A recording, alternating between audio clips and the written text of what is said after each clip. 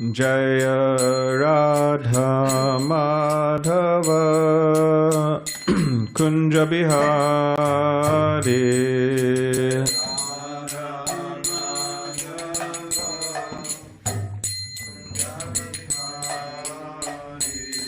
Jai Radha Madhava Kunja Bihari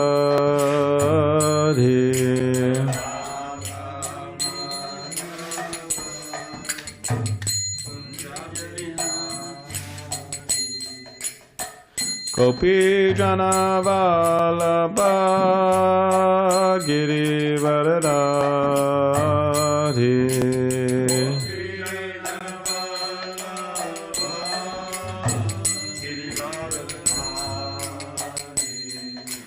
Gopi Jana Vallabha Giri Varadari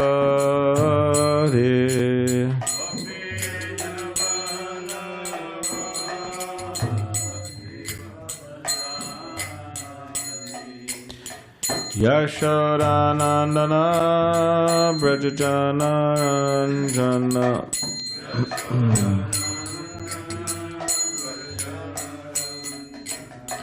Yashodanandana Brajajana Ranjana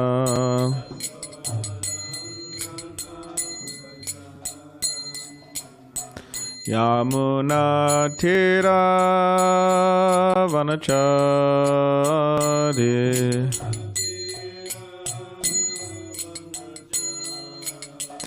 Yamuna Tira Vanachari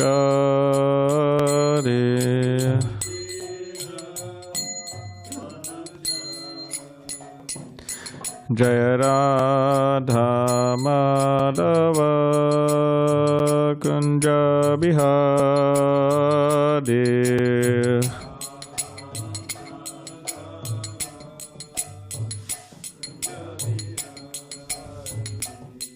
Jaya Radha Madhava Kunja Bihari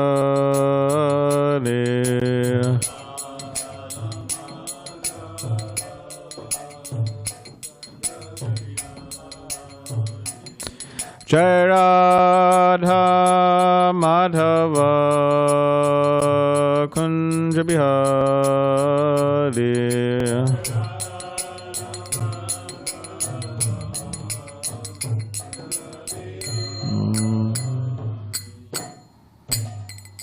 Jai Vishnu Prabhu Parivajapacharya Ashtotarashata Shri Srimad Divine Grace Bhakti Swami Prabhupada Ki Jai Jai Vishnupad Paramahamsa Parivajapacharya Ashtotarashata Shri Srimad Bhakti Siddhanta Saraswati Thakur Prabhupada Ki Jai Grantaraj Srimad Bhagavatam Ki Jai. All glories to the assembled devotees, all glories to the assembled devotees, all glories to the assembled devotees, all glories to Shri Guru and Shri Gauranga. Canto Om Namo Bhagavate Vasudevaya Om Namo Bhagavate Vasudevaya Om Namo Bhagavate Vasudevaya.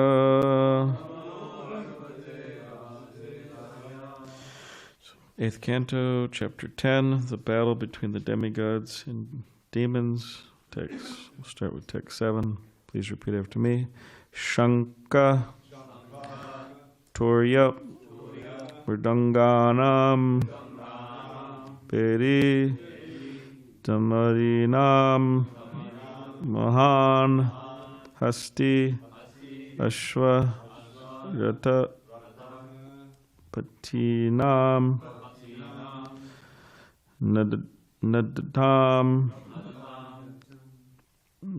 Nisvano Bhavat Shankatoya Mridanganam Biridarmadina Mahan Hasyashva Rata Patinam Nadatam nisvano bhavat. Shankatoya Madanganam Peridam Madinamahan Hastyashvaratapatinam Nadatam Nisvano Bhavat. Okay, please chant.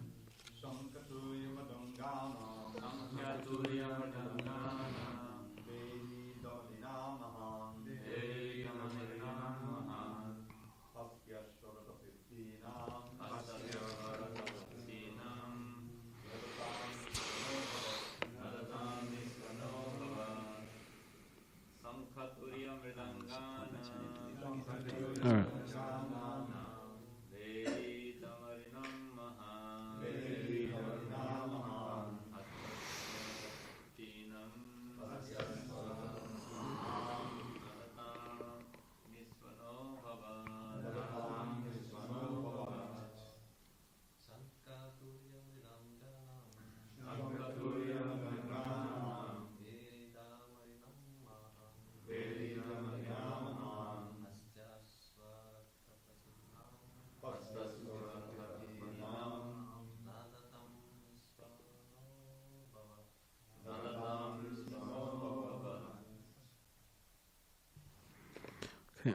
Shanka of conch shells, Torya of big bugles, Mridanganam and of drums, Bedi of bugles, Damadinam of kettle drums, Mahan great and tumultuous, Hasti elephants, Ashva of horses, Ratapatinam of fighters on chariots or on the ground,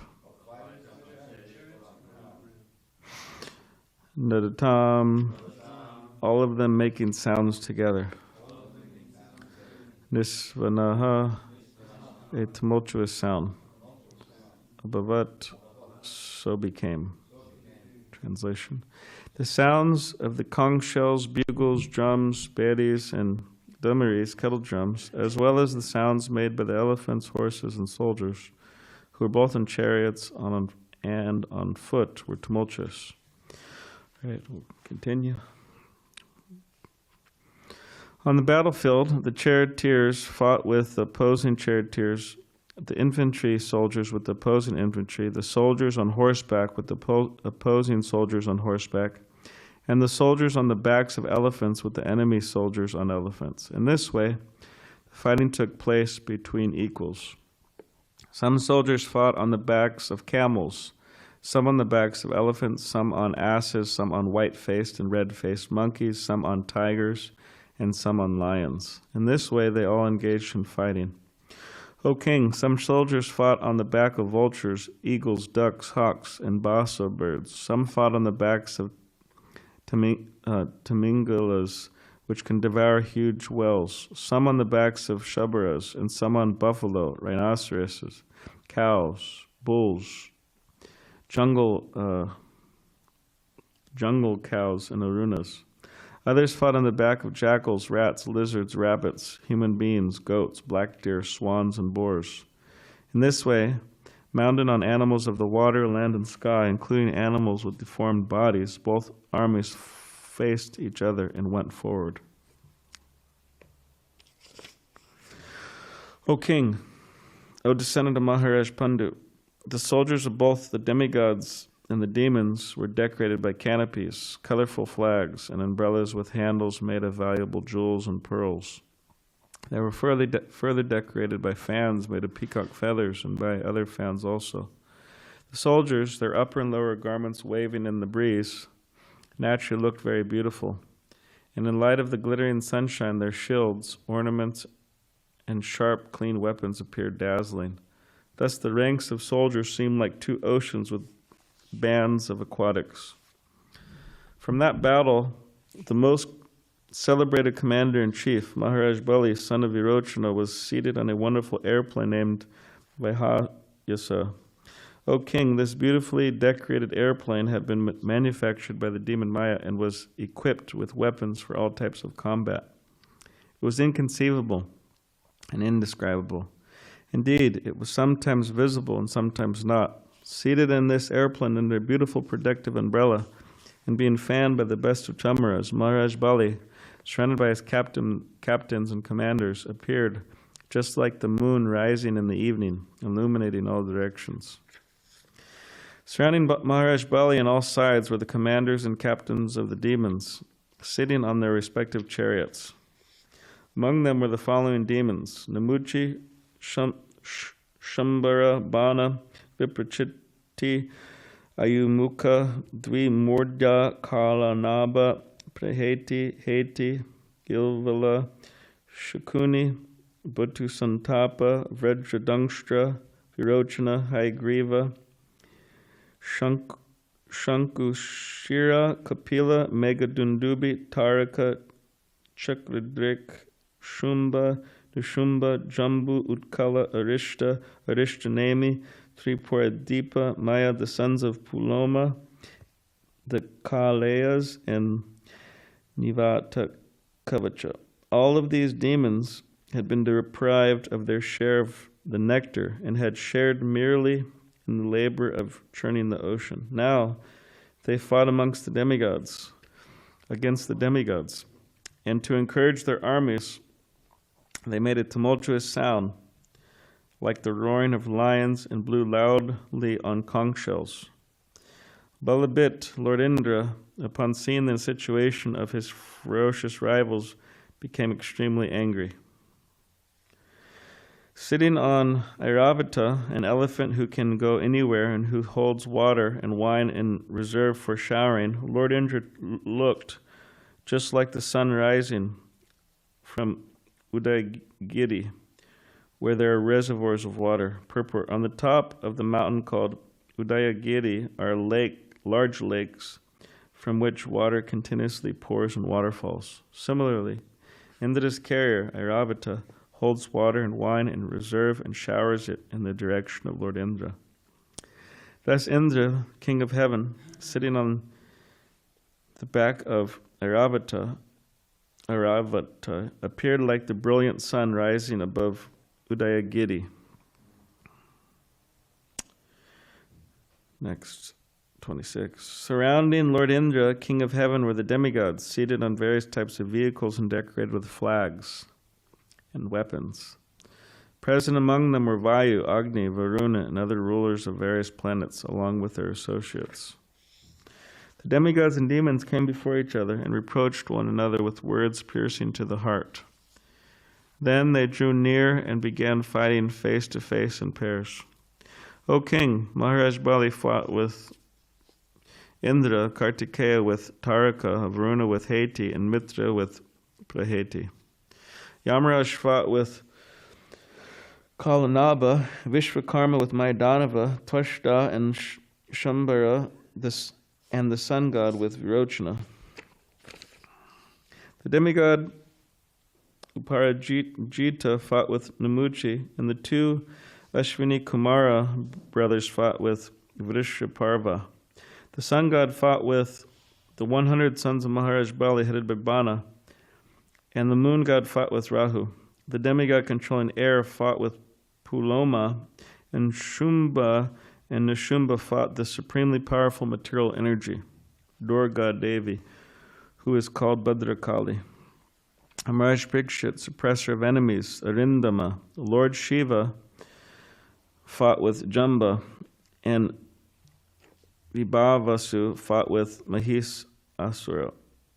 Ilvala, along with his brother Vatapi, fought the sons of Lord Brahma. Dharmarsha fought with Cupid, the demon Utkala with the Matrika demigoddesses, Brihaspati with Shukracharya, and Shainashchar Saturn with Narakasura. The Maruts fought Nivata Kavacha. The Vasus fought the Kalakaya demons. The Vishvadeva demigods fought the Paulama demons, and the Rudras fought the Krodavasha demons, who were victims of anger.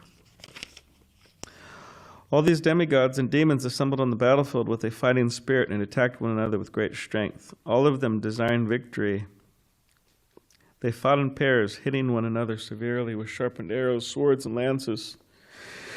They severed one another's heads, using weapons like bushundis, chakras, clubs, rishtis, patishas, shaktis, umukas, prasas,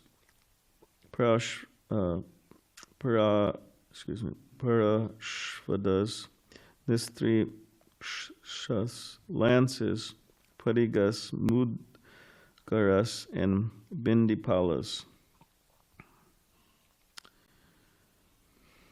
The elephants, horses, chariots, charioteers, infantry soldiers, and various kinds of carriers, along with their riders, were slashed to pieces. The arms, thighs, necks, and legs of the soldiers were severed, and their flags, bows, armor, and ornaments were torn apart.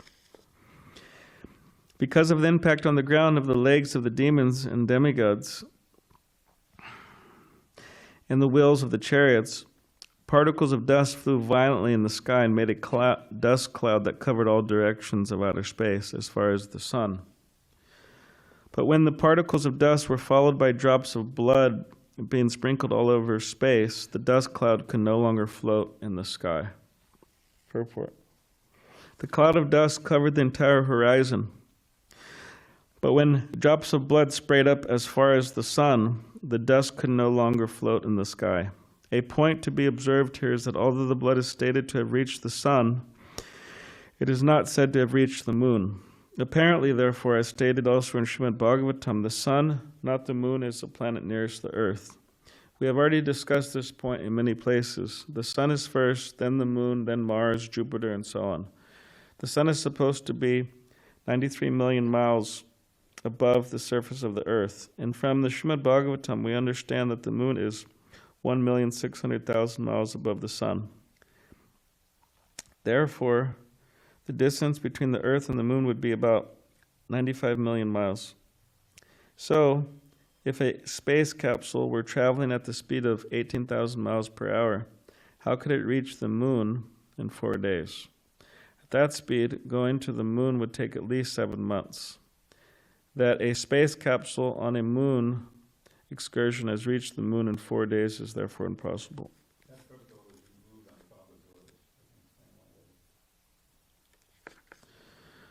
It was removed. Yep. This one here. Interesting.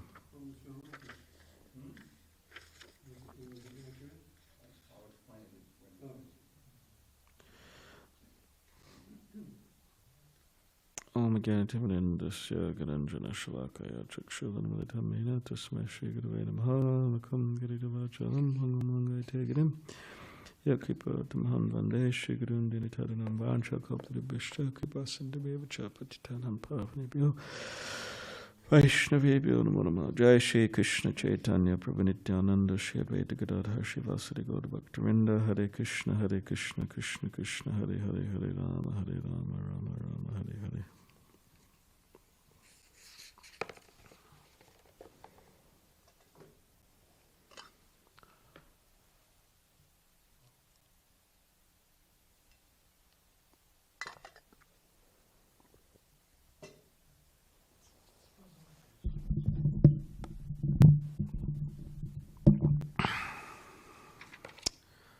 So as far as my knowledge goes, as far as my understanding, Veer Chandra Prabhu is leaving tomorrow. Oh, today. Okay. Veer Chandra Prabhu is leaving today. He's leaving the temple, moving outside of the temple somewhere. So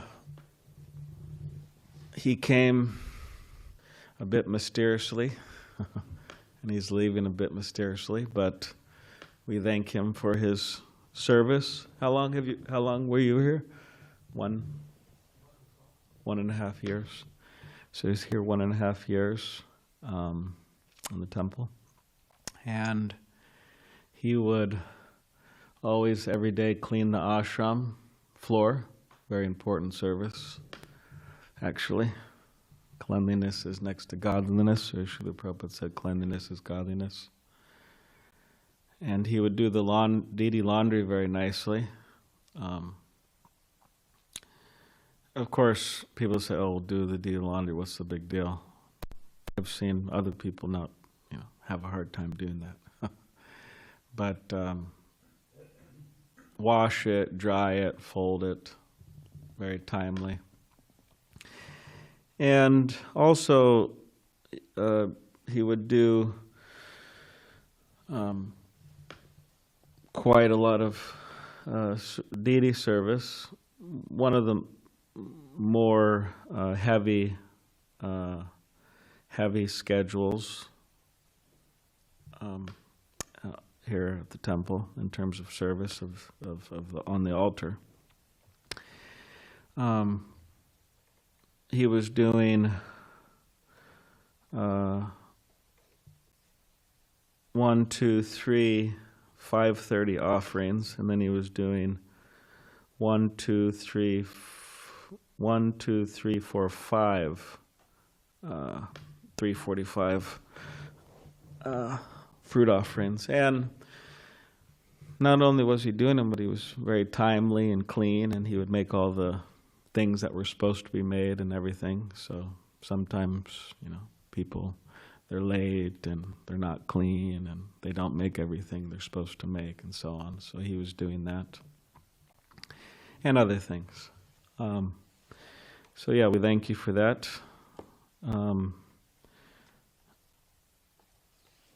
That being said, for all the pujaris sleeping through the class or not watching the class, and just people in general, there's so many reasons why not to take on the service of the deities. I'm too old, or I'm too tired, or that's not a good time for me, or I'm not this, or I'm not that, or whatever it may be. But we hope and we pray that Radhagiri Dari inspires somebody to do it, because those of you who, or those of us who know, or I'm the temple president, whatever the reasons may be, I can't do it, this, that, whatever. We hope and pray that Radhagiri Dari inspires someone or some devotees to do it.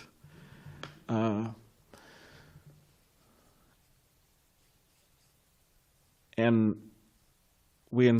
hopefully those devotees want to do it. And if they happen to not want to do it, hopefully Radhagiri Dari inspires and sends somebody who does want to do it, from their heart. They really want to do it. So,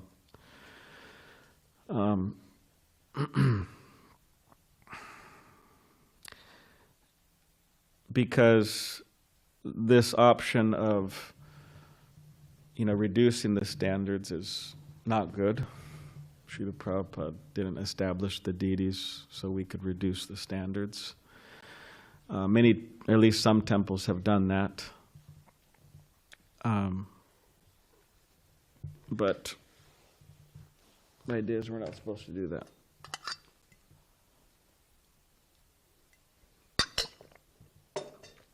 So, that being said,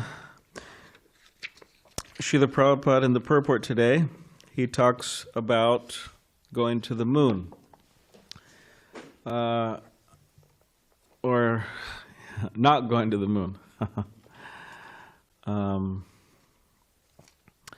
It's interesting because you could spend a large section of, or large time frame, or a large amount of time in your life watching documentaries about how we went to the moon. There's footage of it, so many things like that. And then there's also videos talking about how the people who are against, or the conspiracy theory people who say we didn't go to the moon, there's videos describing how they're wrong. How, oh, these guys are just, smoking something, and they have this hallucination that we didn't go to the moon. So they're trying to debunk the conspiracy theories out there. So there's also those videos. And then there's a bunch of videos out there describing how it's all false. We didn't go to the moon. How it was just a hoax. So you could spend a lot of your life doing that. You could spend many, many hours if you want. Hopefully you don't. There's other things to think about. But Srila Prabhupada, a number of times, he criticized, he ridiculed, he made fun of, sometimes directly to their face, modern scientists, astronauts, and so on, who would make all different types of claims. One of them, as being mentioned here, this idea of going to the moon. And Srila Prabhupada himself predicted that when the fifth canto would come out, when it would be produced or published, many of his disciples would leave Krishna consciousness, because the fifth canto's description of the universe and how everything is situated and so on, in a universal sense, is quite different from the modern picture that they paint, scientists paint.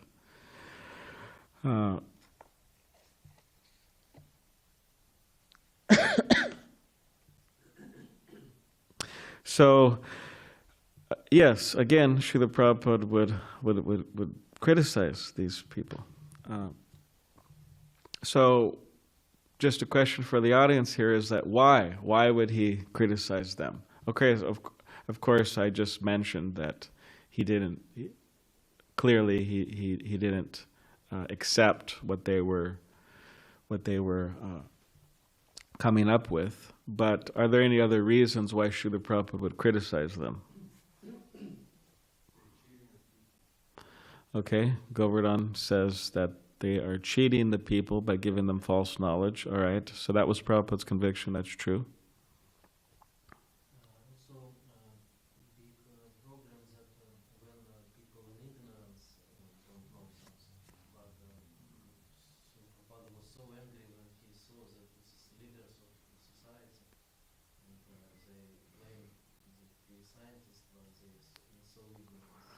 Yeah. So one is that they're cheating people, but then another thing is that they're misleading people. So that's one reason. Another reason is that Srila Prabhupada was thinking that they're claiming to be leaders. They're claiming to know, but they actually don't know. So in this way, they're not actually teaching, but they're cheating. So it's another kind of form of cheating. Yes. Any other ideas? I think you had some of the Guru Krishna, or was it similar? Cheating ideas? See, we could pull out a number of cases. I don't know how many exactly, because I haven't done the research, but at least there's two, and I think there's many cases where Srila Prabhupada would make fun of it or ridicule it amongst his disciples and so on. And sometimes to news reporters. So in one case, there was a moon landing there, and then Srila Prabhupada, devotees were watching the TV, and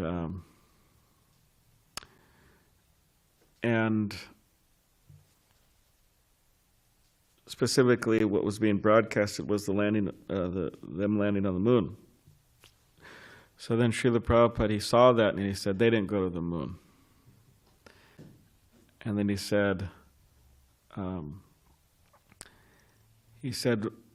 we've watched this idiot box and now it's made us idiots. An idiot box, like a TV. That was one case. Prabhupada's. Another case was Srila Prabhupada was with some of his disciples, Malati and Purushottama and so on. Malati was cooking in the kitchen, Srila Prabhupada was working in another room, and Purushottama was working in another room. And all of a sudden there's this big explosion, like noise from the kitchen. And then Prabhupada comes out, and Purushottama comes out, and Malati's there. And Malati, she has soot all over her face, and she was cooking, and some type of thing like that happened. And then Srila Prabhupada, he was looking at his disciples, and specifically Purushottama, he was very attached to the modern scientific explanations and so on, specifically very convinced about the moon landing, how it was true.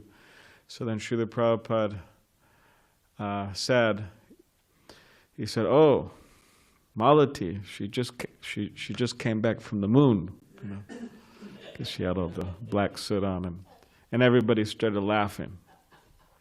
Besides Purushottama, he wasn't laughing, the disciple, because again he was very attached to this. So those are two cases, but there's so many cases where Srila Prabhupada, with his disciples, and not just with disciples, it's not that he would just talk about this in the temple behind closed doors or on the morning walk or something. Sometimes with news reporters and different people like that, he would just say that. But that being said, he would say different things. He would say, one of the points that he would bring up is that how can they go to this particular planet in this physical body? You need a particular type of body to go to different planets. And he would say that the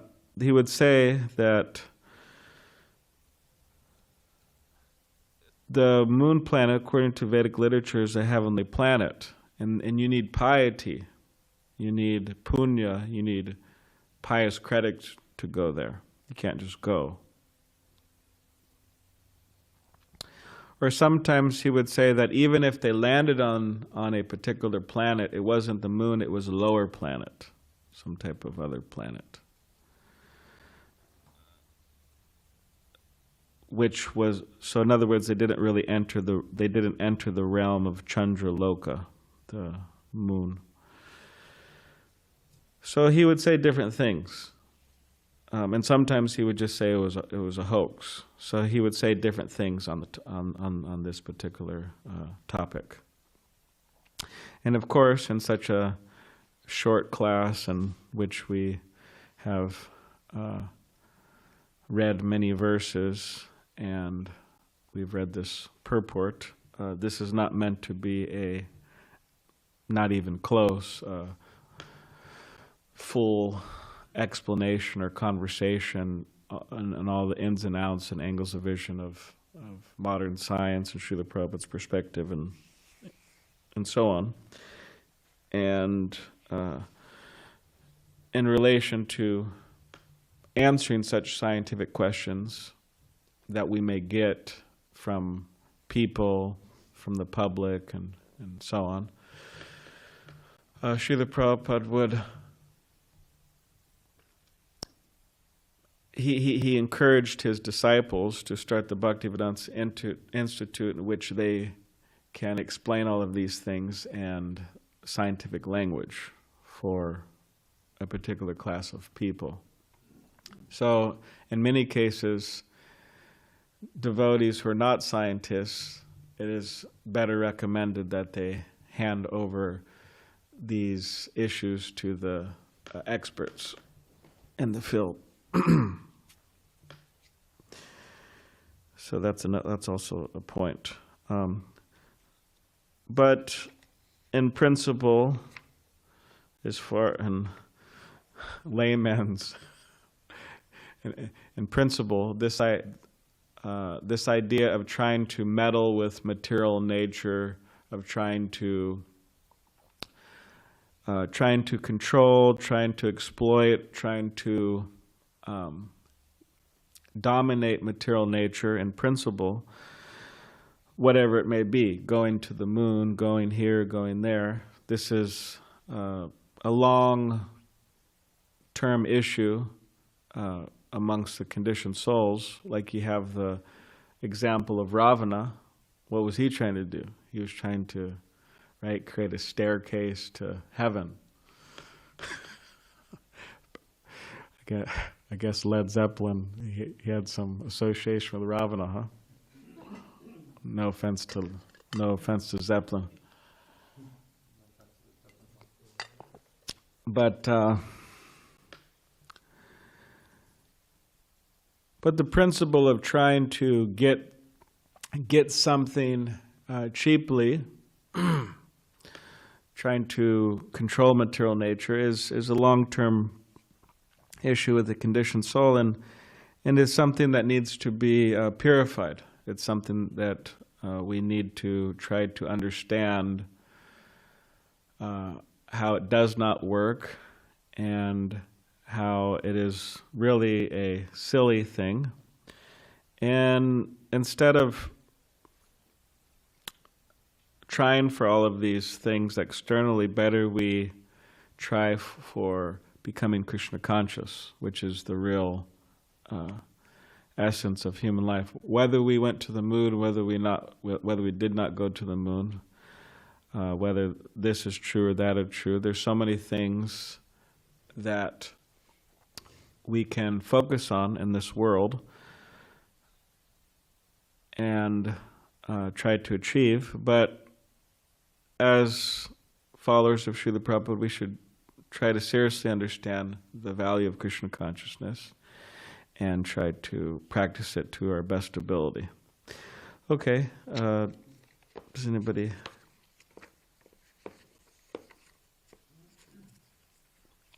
have a question or a comment? Yes, Guru Krishna.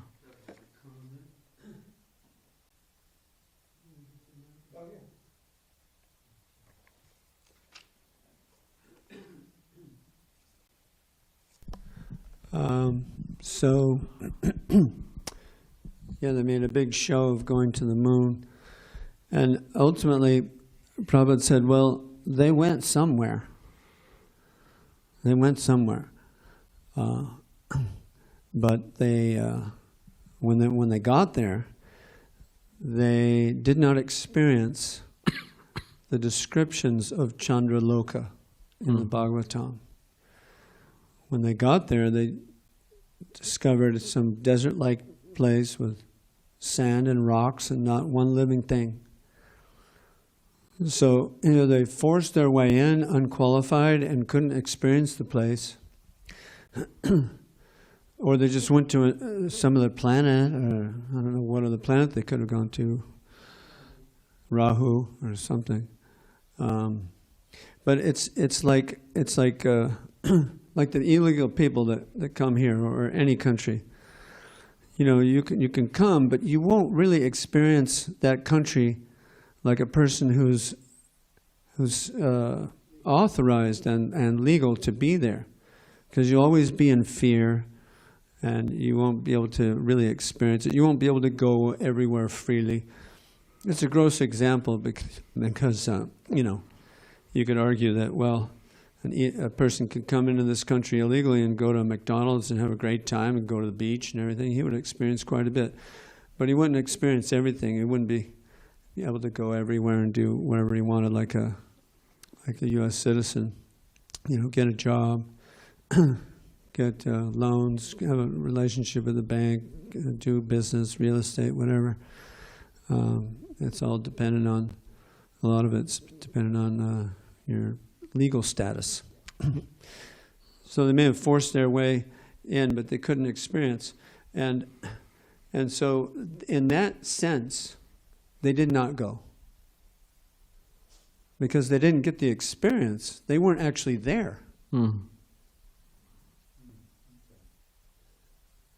They were there, but they weren't there. They were there in one dimension, on the sand and desert dimension. But on the dimension that's described in Bhagavatam, they didn't experience that. That dimension was was unavailable. They were not qualified to experience that dimension. So they didn't go. They didn't go to Chandraloka. They went to some desert loka, you know. They went somewhere, Prabhupada said. And what did they bring back? Loka. What did they bring back? They brought back the most valuable treasures, right? Just rocks that we have everywhere already. Nothing wonderful. Just has anybody seen them? I mean, I know people have seen them, but has anyone here seen them? No? Oh, half your life is wasted. I'm just joking. You haven't seen the moon rocks? Come on, Prabhus. Just joking. Why the Bala? Yes.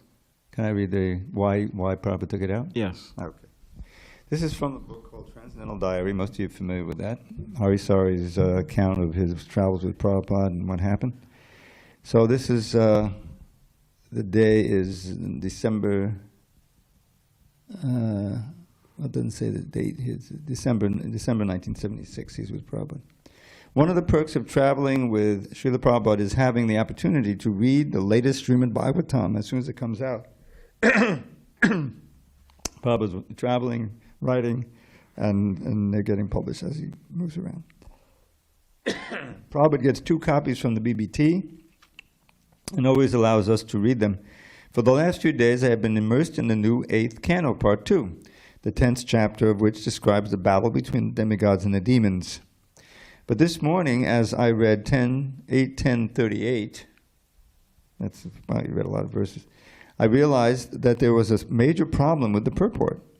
The verse reads, quote, because of the impact on the ground of the legs of the demons and demigods and the wheels of the chariots, particles of dust flew violently into the sky and made a dust cloud that covered all directions of outer space as far as the sun. But when the particles of dust were followed by drops of blood being sprinkled all over this space, the dust cloud could no longer float in the sky, close quote. In his commentary, purport, Prabhupada makes the point that since the description says that the blood sprinkled up to the sun and not the moon, it reaffirms other statements in Bhagavatam that the sun is nearer the earth than the moon is. Then, using a combination of calculations given by modern scientists and the Srimad Bhagavatam for the distances of the sun and moon from the earth, Prabhupada goes on to show how it would not be possible for a space capsule traveling at 18,000 miles per hour to have gone to the moon in only 4 days. This created a doubt in my mind. I thought about it for a while and decided that the only way to resolve it was to put it before Srila Prabhupada. When I went into his room, he was sitting at his desk working. As I came in, he looked up and asked, yes? Tentatively, I said, Srila Prabhupada, I think I have found a mistake in one of your books. Oh, what is that? He asked with a mild interest. Well, I was just reading the chapter about the battle between the demigods and the demons, where it says that the blood sprinkled up to the sun. In the purport, you explain how this shows that the moon is further away from the earth than the sun is. But in text 5, it states that the battle took place on the shore of the ocean of milk and not on the earth. Close quote. Prabhupada reflected for a half second, and then his face softened in acknowledgement. Oh, he conceded. With a self-effacing smile and humble acquiescence, he said, I was thinking, here is a good opportunity to expose the scientists. All right, you inform the BBT and have them remove it. And that was it. He went on with his work while I returned to my reading. Hare Krishna.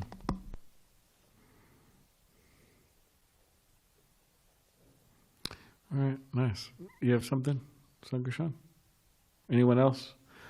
Any online? Bijay Krishna is there? Are you there? No? Took sannyas? All right, Grantrad Srimad Bhagavatam ki jai. Shri Prabhupada ki jai.